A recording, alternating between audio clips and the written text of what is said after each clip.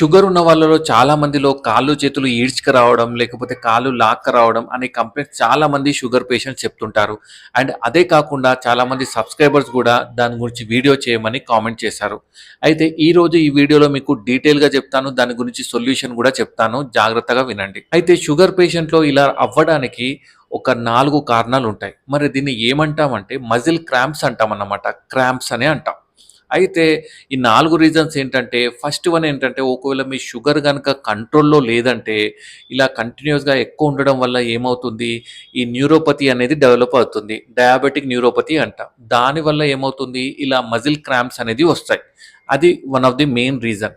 Second ఏంటంటే, ఒకవేళ మీరు వాటర్ సరిగ్గా తీసుకోకపోయినా, డీహైడ్రేషన్ వల్ల ఇలా క్రాంప్స్ అనేది సివియర్‌గా వస్తాయి. థర్డ్ రీజన్ ఏంటంటే, ఒకవేళ మీ బాడీలో ఎలక్ట్రోలైట్ ఇంబాలెన్స్ అంటే మెగ్నీషియం తక్కువున్నా, పొటాషియం తక్కువున్నా, లేకపోతే ఈ కాల్షియం తక్కువున్నా గూడా మనకు ఇలా మజిల్ క్రాంప్స్ అనేది వస్తాయి. ఫైనల్‌గా ఏంటంటే కాళ్ళల్లో బ్లడ్ సర్క్యులేషన్ సరిగ్గా లేకపోయినా గూడా ఈ ప్రాబ్లమ్ అనేది అరైజ్ అవుతుంది.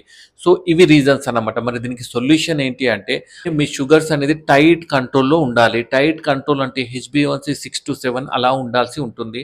ఈ ఫాస్టింగ్ పోస్ట్‌లను గూడా మంచిగా కంట్రోల్‌లో ఉండాలి. సెకండ్ ఏంటంటే మీరు డైలీ వాకింగ్ అనేది చేయాలి. డైలీ 30 మినిట్స్ వాకింగ్ చేస్తే ఏందంటే కాళ్ళల్లో సర్క్యులేషన్ గూడా మంచిగా పెరుగుతుంది.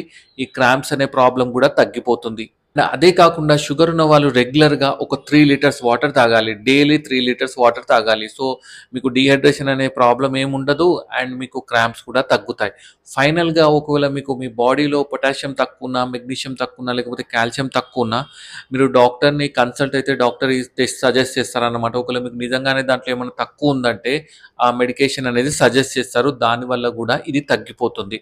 సో, ఇవి కామన్‌గా వచ్చే రీజన్స్ అన్నమాట. సో గైస్ మీకు గూడా ఎటువంటి ప్రాబ్లమ్ ఏమన్నా ఉన్నా, అది తగ్గకపోయినా కింద కామెంట్ చేయండి. అండ్ మీకు గూడా షుగర్ రిలేటెడ్ ఏమైనా డౌట్స్ ఉన్నా కింద కామెంట్ చేయండి. Thank you.